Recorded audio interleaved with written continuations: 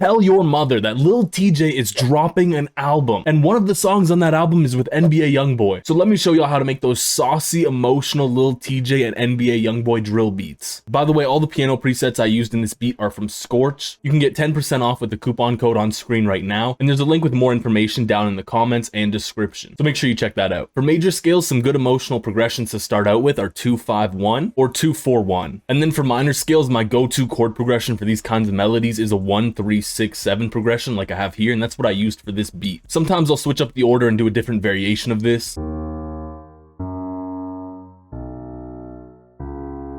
A lot of the times for my piano melodies, I will layer my bass notes either up an octave or down an octave. This will just help fill out those frequency ranges and then make your piano sound a lot more full and a lot better.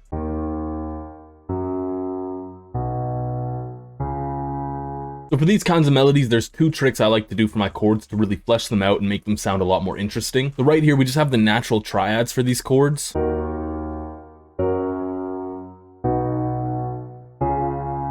It sounds fine, but we can make it sound a lot better. So the first trick is taking the third of each chord, and that means the second note of the chord, and bringing that up an octave. This overall just makes the chords have a lot more of an emotional vibe because they're taking up more frequencies.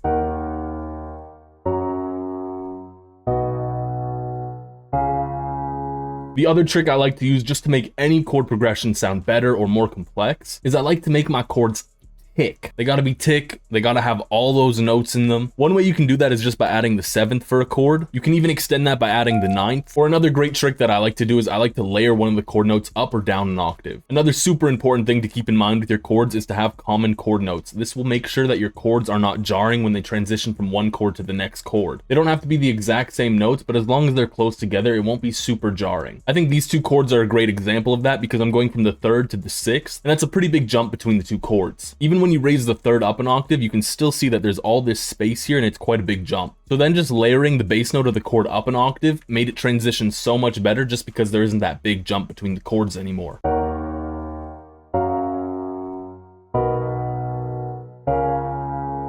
A lot of people ask me how I make my filler notes, and the sauce is really easy to doing it. You typically want to stay reasonably within the chord, so I don't have anything going above the chord notes or below them. And you kind of just want to listen to your chords, catch a groove, and put the notes where you think they sound best. Kind of just shut off your brain and make it work. The main goal of filler notes is to help transition the chords from one to the other, also provide a little bit more melodic and rhythmic structure as well. Because of this, you don't want your filler notes to be super dissonant. So a good trick a lot of the times is just to play some of the chord notes. So for example, this A sharp here, that's a chord note, and I'm just playing that again. Another cool thing that you can do is repeat phrases. So for example, here I kind of have this little phrase happen, and I decided to repeat that over here once more. It doesn't look like, when you look at it straightforward, it doesn't really look like that, but when you hear it, it'll stick out.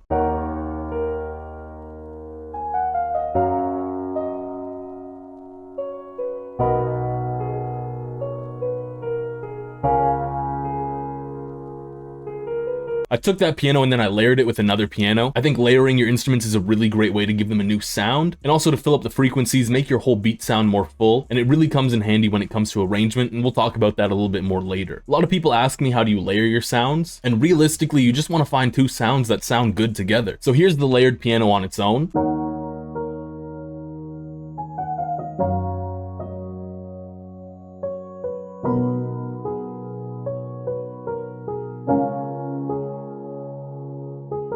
You'll notice this piano has a much more dull vibe than the other piano, and having that kind of contrast makes them fit together a lot better. And here's those two pianos together.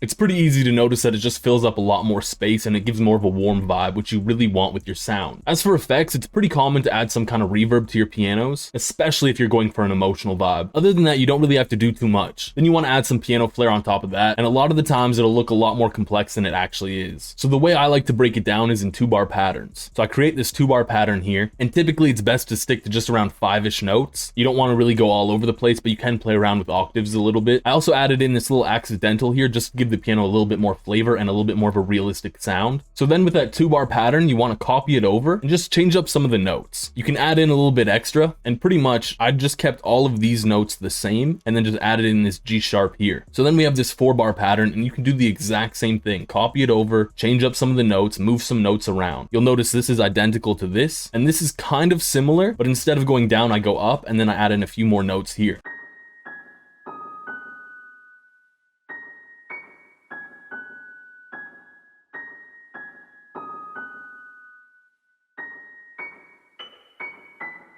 After hearing that, I felt like there was a little bit of low end missing in the piano. So to fix that, I just layered it down an octave.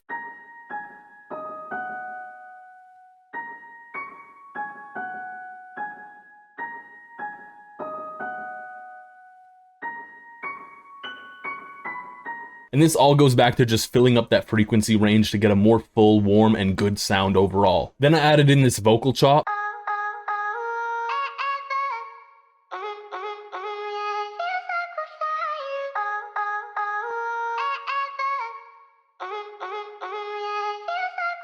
I get a lot of my vocal chops from Arcade using the hooked line, and for mixing my vocal chops, I like to cut out a lot of the high frequencies and the low frequencies. I like to give it some sort of telephone kind of sound. Whenever I use vocal chops from Arcade, I put a limiter on the mix. This is just because there's a lot of peaks and volume differentiations that happen in the Arcade sounds.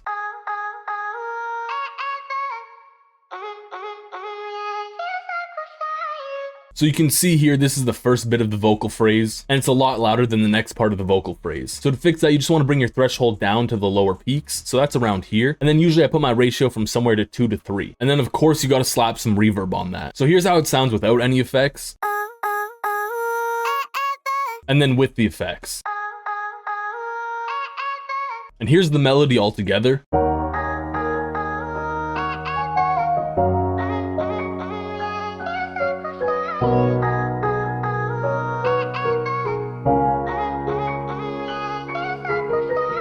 So the Lil Tjay and NBA YoungBoy song actually has drill drums on it. So for this beat, I used Faded Wave's Atomic Drill Drum Kit, which you can get only on presetsupply.com, and there's a link for that down in the description below. I don't make drill very often. Actually barely ever do, but pretty much for drill, this is the basic counter snare pattern, and instead of using a hi-hat, you would use a counter snare. Zoomed in, this is kind of what it looks like. And this is what's going to give you that vibe, you know what I mean?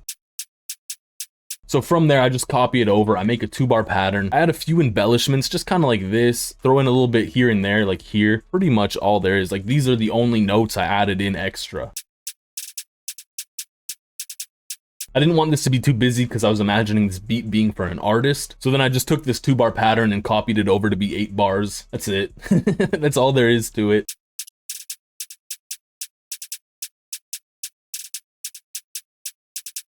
I wanted to accent that drill pattern in some places, so I grabbed this perk from Faded Wave's Atomic Drill Drum Kit, and I just layered it on the 2nd, 4th, 6th, and 8th bar, just in some places that I thought it would sound good. And here's the counter snare and percussion together.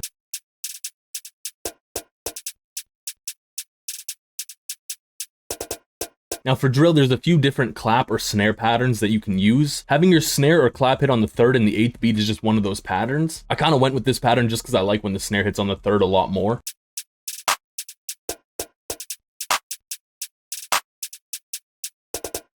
Now for my 808, whenever the chord changed, I just started off by playing the bass note for 2 beats.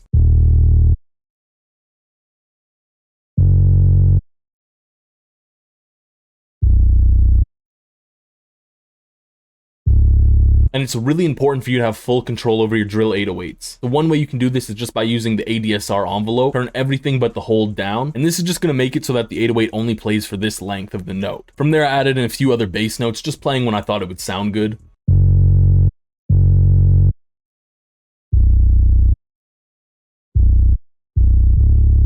And the best part, you know, we had to add the slides in. For the slides, you want to stick to chord notes. So for example, here I'm just using the 5th of the chord, and you want your slide notes to be pretty short. Another cool thing that you can do to accent those slide notes a little bit more is have the slide notes pan one way and have the non-slide notes pan the other way. And this is going to make the slide have a pan sound, but it's going to be a much more wider sound overall. And that's really important for your 808. Overall, I also made the note that I'm sliding from pretty short as well. And here I stepped outside of the chord notes, but this note here is getting played with the filler notes, so it did work after all. Also here I put a 1-bar gap between these 808 notes, just to give it some kind of rhythmic tension. You're expecting something to come there, but nothing does.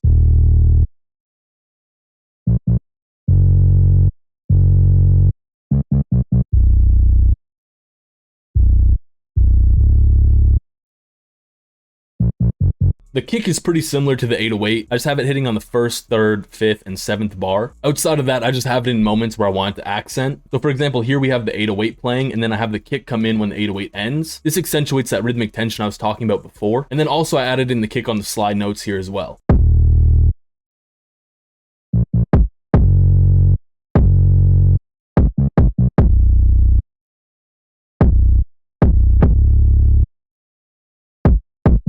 It's pretty important for drill kicks to be punchy, so don't be afraid to turn that kick up. Other than that, for mixing, all I did was just leveling the drum sounds out, and I have a full video explaining how I mix my drums up there. Or up there. I don't really know.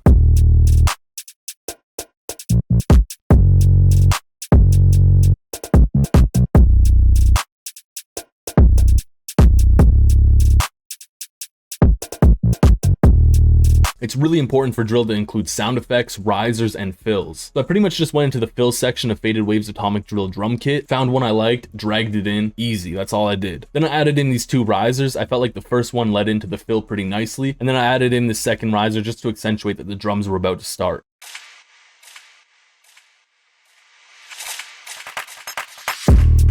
So for structuring my beats, what I like to do is I like to create an 8-bar intro, then I'll make a 16-bar hook. And typically for the first 8 bars of my hook, I'll have less going on in my melody, so I don't add in the vocal chop until the second 8 bars of the hook, and then I have the verse section come in here. And because we have these 2 different layers of the piano, I can give the verse a completely different vibe by switching the piano just to one of the layers.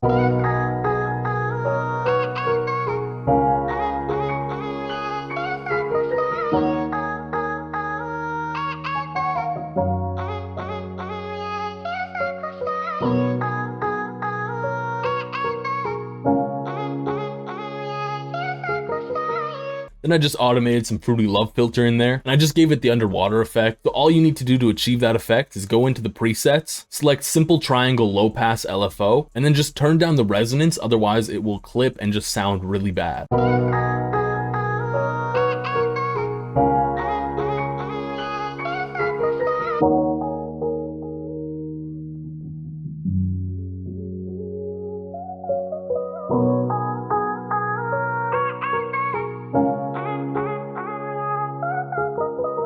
Now with this 32-bar pattern, I like to just copy it over and then just change this little intro section here into the rest of the verse. And pretty much what you want to do for the verse is remove most of the melody components and also remove quite a few of the drums. Also, just to transition back into the hook, I removed all of the drums in this section here. It just sounds good.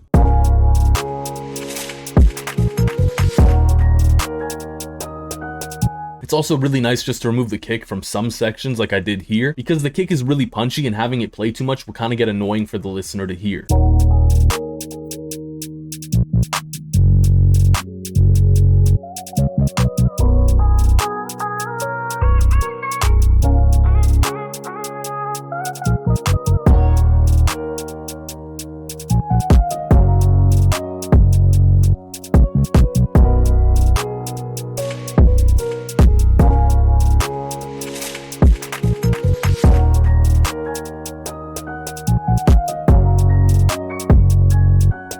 Now after I've copied this section over however many times I feel the beat needs, I'll just make a simple little outro where I'm playing most of the melody or all of the melody and just kind of fading it out somehow.